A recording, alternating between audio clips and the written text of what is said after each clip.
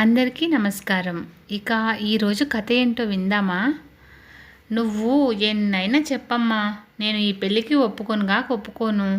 నా గొంతులో ప్రాణం ఉండగా ఈ పెళ్ళి జరగదు అని ధైర్యంగా అంది సరోజ తన తల్లి వైపు చూస్తూ.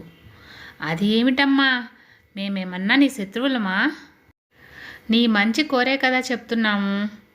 ఏమయ్యా, అలా గుండ్రాయిలా చూస్తూ ఉండకపోతే నీ కూతురికి చెప్పొచ్చుగా అంది సుభద్రమ్మ భర్తను చూస్తూ. మీ ఆయనే కాదు, దేవుడు దిగొచ్చినా ఈ పెళ్ళి జరగదు. మమ్మల్ని ఇలా బతకనివ్వండి. క్షమించండి నాన్న అంటూ విసుక్కుంటూ లోపలికెళ్ళింది సరోజ. చూసారా దాని తల బిరుసుతనాన్ని? అసలు దాన్ని కాదు, మిమ్మల్ని అనాలి. దానికి అంత చదువు వద్దు మొర్రో అంటే నా మాట విన్నారు కాదు.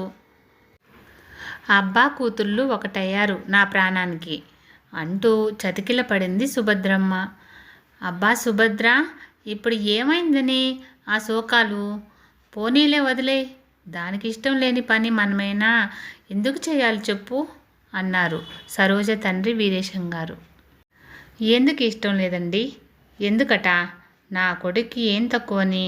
బుద్ధిమంతుడు, అందగాడు, పైగా 100 ఎకరాలకు ఆసామి, లంకంత కొంప, ఒక్కగానొక్క కొడుకు, 4 తరాలు కూర్చొని తిన్నా తరగని ఆస్తి. ఇంకేం కావాలట? కాకపోతే దాని కూతురు కంటే 10 ఏళ్ళు పెద్ద.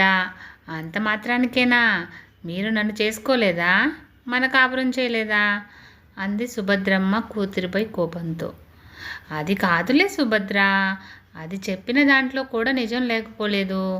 మేనరికాల వల్ల పుట్టే పిల్లలు అంగవైకల్యంగా పుడతారు. అలా పుట్టిన బిడ్డను చూసి జీవితాంతం బాధపడేది ఆ తల్లిదండ్రులే కదా. మనమేమైనా చూస్తామా? 4 రోజులుంటాం, గుడుక్కుమంటాం. దాని బాధ అర్థం చేసుకో. నువ్వు ఒక తల్లివే కదా అన్నారు భార్య పక్కన కూర్చొని. ఎందుకు పుడతారు? నా చెల్లెలు తన కూతుర్ని మా తమ్ముడికిచ్చి చేసింది. నిక్షేపం లాంటి పిల్లలు పుట్టారు.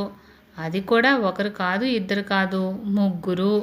జాబ్ చేసుకుంటూ హాయిగా ఉన్నారు అన్న తల్లి మాటల మధ్యలో వచ్చింది సరోజ.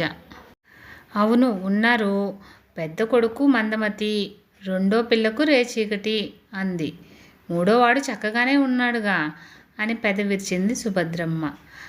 ఉన్నాడు. మరి చేసుకున్న అక్క, మీ నాన్న కొన ఊపిరితో ఉన్నాడు. ఆ కాస్త పెళ్లి ముచ్చట చూసి గుటుక్కుమంటాడనే కదా చేశారు. పాపం అక్క ఎదురు చెప్పలేక తలుంచి చేసుకుని జీవత్సవంలా బ్రతుకుతుంది.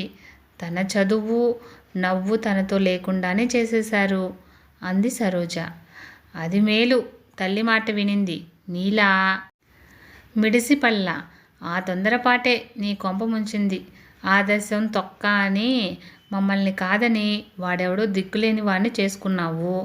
మా ఉసురు వాడికి తగలకపోద్దా? ఒక బిడ్డను కని పుడుక్కుమని పోయాడు అంది కోపంగా సుభద్రమ్మ. తల్లి మాటలు సరోజ మనసులో తూట్లు పొడిచాయి. ఏడ్చుకుంటూ లోపలికి పరుగు పెట్టింది. భార్య చేసిన పనికి అవాక్కైన వీరేశం గారు సుభద్ర అని అరిచారు కోపంగా. ఇప్పుడు నేనేమన్నానని? ఉన్నమాటేగా అన్నాను. దాన్ని అనాల్సింది పోయి నా మీద కొస్తారేం?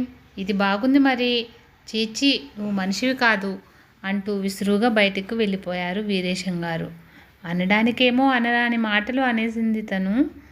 ఎక్కడో కన్నబేగు కలుక్కుమంది. ఏమిటో కోపంలో నోటికొచ్చినట్టు వాగేశాను. పిచ్చిపిల్ల ఎంత బాధపడిందో అనుకుంటూ కూతురి దగ్గరకు వెళ్ళింది సుభద్రమ్మ. మంచంపై సరోజ దిండు ఆనిచ్చి వెక్కి వెక్కి ఏడుస్తోంది. కూతుర్ని ఆ స్థితిలో చూసిన సుభద్రమ్మకు ఎక్కడ లేని మమకారం తన్నుకొచ్చింది. కూతురి తలను ఒళ్ళోకి తీసుకుంటూ, చూడమ్మా, నా మాటలు నీకు బాధ కలిగించి ఉండొచ్చు. నేను అలా అనకుండా ఉండాల్సింది. నీ మంచి కోరే చెప్తున్నాను. నీ తమ్ముడికి నీలు అంటే చాలా ఇష్టం. వాడు దాన్ని పువ్వుల్లో పెట్టి చూసుకుంటాడు. నువ్వా ఒంటరిదానువు. ఎక్కడికెక్కడికని వెతుకుతావు? అంత ఖర్చు పెట్టి పెళ్ళి ఎలా చేస్తావు? ఇప్పటి పెళ్ళిళ్ళంటే మాటలా? చూస్తున్నావుగా నీ మేనత్త కూతురికి 1,00,00,000 ఇచ్చి చేశారు. అదీ కాక ఆడపడుచు లాంఛనాలు, పెళ్లి ఖర్చులు ఇవన్నీ ఎలా భరిస్తావు చెప్పు అంది లాలనగా. 4 ఇళ్లల్లో పాచి పని చేస్తాను. దాన్ని బాగా చదివిస్తాను.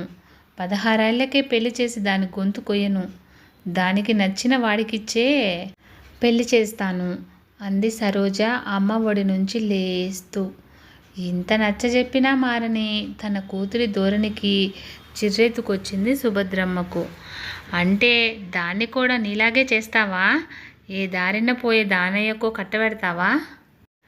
అంతేలే, నీ బతుకు తెల్లారినట్టే దాని బతుకు. సుభద్రమ్మ మాట పూర్తి కాకముందే సరోజ కాళికాదేవి అవతారమెత్తింది. అమ్మా, నువ్వసలు నా కన్న తల్లివేనా, లేక సవతి తల్లివా? కన్న తల్లి తన బిడ్డ 10 కాలాల పాటు పచ్చగా ఉండాలని కోరుకుంటుంది.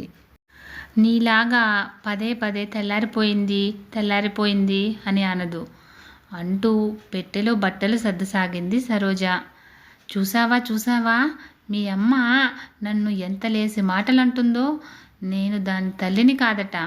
తల్లిని కాబట్టే కదా మీ గురించి అంతలా ఆలోచిస్తున్నాను. నేనెందుకు చెప్తున్నానో అర్థం చేసుకునేవాళ్ళు ఒక్కరూ లేరు. అంతా నా కర్మ అంటూ ముక్కు చీదింది సుభద్రమ్మ. ఈ గొడవలేమీ అర్థం కాని సరోజ కూతురు నీలు అమ్మమ్మ వైపు బిత్తర చూపులు చూస్తోంది. అప్పుడే లోపలకు వచ్చిన వీరేశం గారు భార్య వైపు కోపంగా చూసి, అది నిన్ను కన్న అమ్మేనమ్మా. తన కొడుకు మీద మమకారం అలా మాట్లాడిస్తుంది.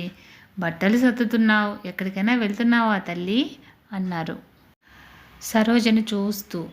అవును నాన్నగారు, ఎక్కడి నుంచి వచ్చానో అక్కడికే వెళ్తున్నాను. నా బిడ్డ భవిష్యత్తు కోసం వెళ్తున్నాను. దయచేసి నన్ను ఆపే ప్రయత్నం చేయకండి అంటూ తన తండ్రి వైపు కూడా చూడకుండా పద నీలు అంది కూతురు చేయి పట్టుకొని. వెళ్ళవే వెళ్ళు, ఎక్కడికెళ్ళినా తిరిగి ఇక్కడికే రావాలి అంటూ కోపంగా అంది సుభద్రమ్మ.